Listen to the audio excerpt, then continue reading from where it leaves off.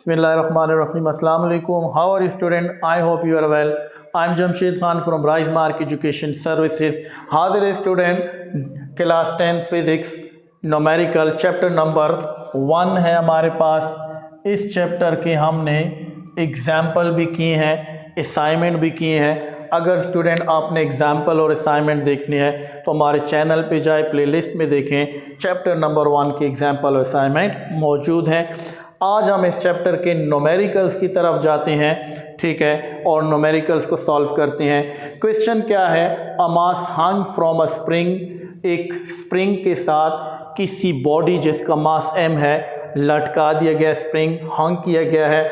जब वो बॉडी हंग कर दी गई तो स्प्रिंग वाइब्रेट करता है 15 टाइम्स वो वाइब्रेट करता है। वाइब्रेट किसे कहते हैं स्टूडेंट? वो अपना एक पूरा चक्कर कंप्लीट करता है। चक्कर क्या कहलाता है स्टूडेंट? फॉर एग्जांपल एक पेंडुलम है, अब बॉडी आपने यहाँ से डिस्प्लेस करके छोड़ दी, यहाँ पे आएगा मीन से, मीन पे दोबारा एक्सट्रीम पे, और दोबारा एक्सट्रीम से मीन, और दोबारा जहाँ से आपने डिस्प्लेस किया था वहाँ पे आ जाए, तो ये इसका एक वाइब्रेशंस कंप्लीट या चक्कर कहलाता है।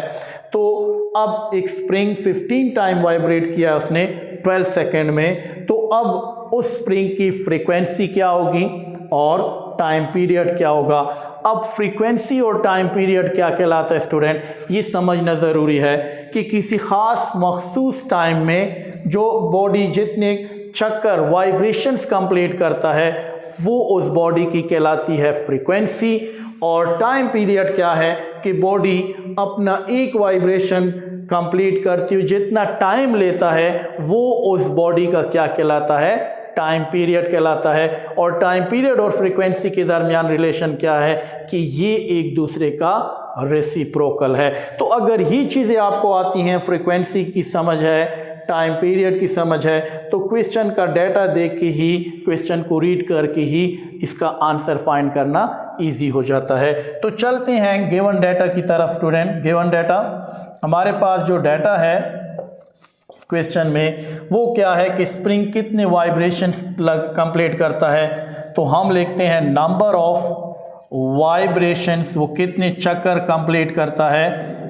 तो नंबर ऑफ वाइब्रेशंस इसके क्या है? एन से रिप्रेजेंट करते हैं। कितना है जी? 15 टाइम्स ये वाइब्रेशंस करता है। इस दौरान वो कितना टाइम लेता है? टाइम रिक्वायर्ड, टाइम को हम टी से रिप्रेजेंट करते हैं। कितना लेता है? 12 सेकेंड लेता है।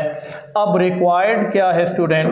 दो चीज़ें रिक्वायर्ड हैं। नंबर एक, आपने यहाँ पे फ्रीक्वेंसी फाइंड करनी है, फ्रीक्वेंसी को हम एफ से रिप्रेजेंट करते हैं, और दूसरा आपने क्या फाइंड करना है? टाइम पीरियड फाइंड करना है कि अगर इस स्प्रिंग के साथ किसी बॉडी को हंग करके ये स्प्रिंग 15 टाइम्स वाइब्रेट करता है 12 सेकेंड में, तो स्प्रिंग का फ्रीक्वेंसी क्या होगी और इस स्प्रिंग का टाइम पीरियड क्या होगा? तो चलते हैं, पहले हम फाइंड करते हैं किसको? फ्रीक्वेंसी को। तो यहाँ पे देखें फ्रीक्वेंसी क्या है? According to definition of frequency, frequency is equal to number of vibration in specific time. तो नंबर ऑफ वाइब्रेशन कितने हैं स्टूडेंट? 15 है, डिवाइडेड बाय 12 करें, तो अब 15 डिवाइडेड जब हम 12 करते हैं ये हमारे पास क्या आता है स्टूडेंट? 1.25 आता है, और फ्रीक्वेंसी की यूनिट क्या है? हर्ट्ज है। तो ये इसकी क्या आ गई जी? ये इस स्प्रिंग की क्या आ गई? फ्रीक्वेंसी आ गई। फाइंड, अब हम फाइंड करेंगे टाइम पीरियड। सो टाइम पीरियड का आसान फॉर्मूला क्या है कि अगर बॉडी की फ्रीक्वेंसी है तो टाइम पीरियड फाइंड करना आसान है, क्योंकि according to time period reciprocal of frequency is also called time period. So T is equal to 1/f, value put कर लें 1, f मीन फ्रीक्वेंसी, फ्रीक्वेंसी हम फाइंड कर चुके हैं 1.25, तो 1 डिवाइडेड 1.25 करेंगे, ये हमारे पास 0.8 आएगा। और टाइम पीरियड चूँकि टाइम है, जिस टाइम में बॉडी अपना एक चक्कर कंप्लीट करती है, तो इसकी यूनिट क्या होगी, 60 सेकेंड होगी। तो अब देखें कि अगर एक बॉडी है, स्प्रिंग है, उसके साथ एक मास को सस्पेंड हंग कर दिया जाए और वो 12 सेकेंड में 15 टाइम वाइब्रेट करता है, तो उसकी फ्रीक्वेंसी होगी 1.25 और अपना एक वाइब्रेशंस कंप्लीट करेगा कितने टाइम में, 0.8 सेकेंड में। टू है student, a spring requires a force of 100 Newton. एक स्प्रिंग है जिसको में एक जो फोर्स दरकार है स्प्रिंग को कितना है, दरकार है 100 न्यूटन। किस लिए, टू कंप्रेस इट, इसको कंप्रेस करने के लिए, to a displacement of 4 centimetre, compress करके इसको डिस्प्लेस करने के लिए। डिस्प्लेसमेंट क्या है, अपनी जगह से हट जाना है। जब हम स्प्रिंग को कंप्रेस करेंगे तो वो थोड़ा सा अंदर कंप्रेस होगा, तो जब कंप्रेस होगा तो डेफिनेटली वो अपनी जगह से मूव करेगा इनवर्ड। तो जो मूव करता है तो उसकी डिस्प्लेसमेंट कितनी हो, 4 सेंटीमीटर डिस्प्लेस करने के लिए स्प्रिंग को कितनी फोर्स दरकार है, 100 न्यूटन।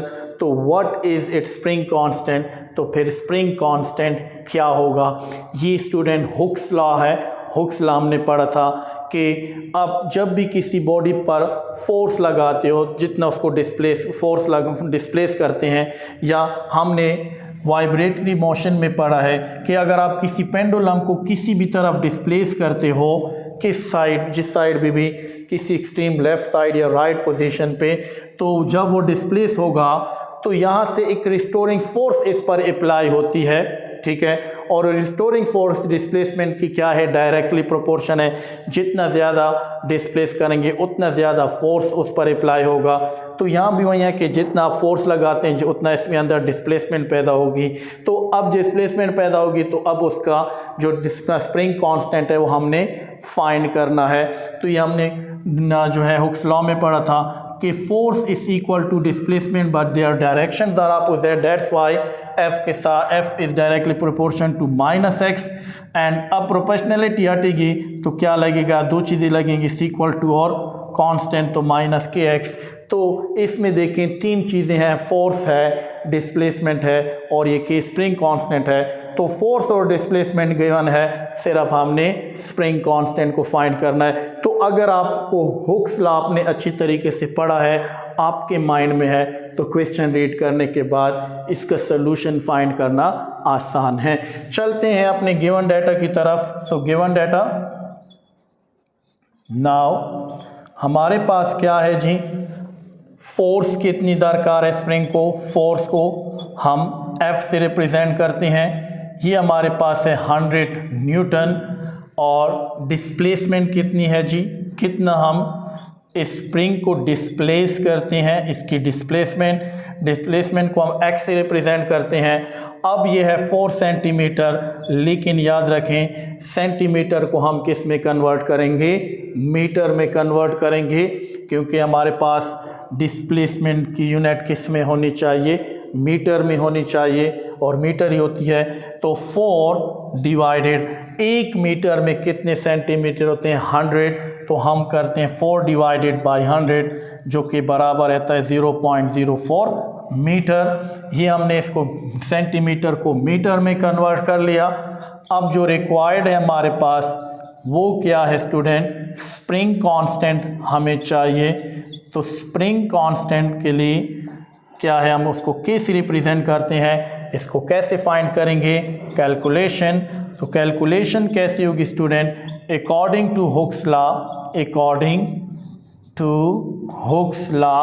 हुक्स लॉ के मुताबिक F is equal to -kx। अब हमें फोर्स की वैल्यू भी गिवन है, डिस्प्लेसमेंट की वैल्यू भी गिवन है, यहीं पे पुट कर लें, या आप इसका फॉर्मूला बनाना चाहते हैं तो -x को दोनों तरफ डिवाइड कर लें, cancel, this implies that minus के साथ cancel, k is equal to -f divided by x, minus आप न भी लगाएं कोई फ़र्क नहीं पड़ता, ठीक है। तो अब आप लिखें की इज इक्वल टू, फोर्स कितना है, फोर्स हमारे पास है 100 डिवाइडेड बाई क्या है 0.04 है। अब हम क्या करेंगे, डिवाइडेड 0.05 करें तो ये हमारे पास आ जाएगा 2500 और इसकी यूनिट क्या है, क्योंकि कांस्टेंट है तो कांस्टेंट की यूनिट हमारे पास नहीं होती। यही हमारे पास क्या होगा, आंसर है।